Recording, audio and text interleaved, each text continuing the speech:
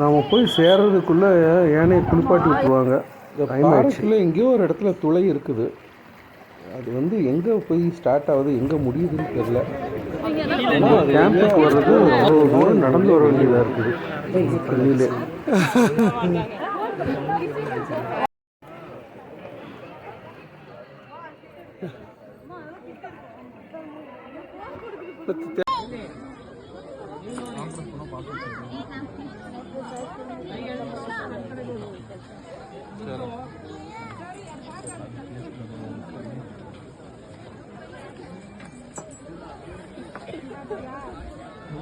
இந்த 2 யானை இப்போ சண்டை போடுதுங்க.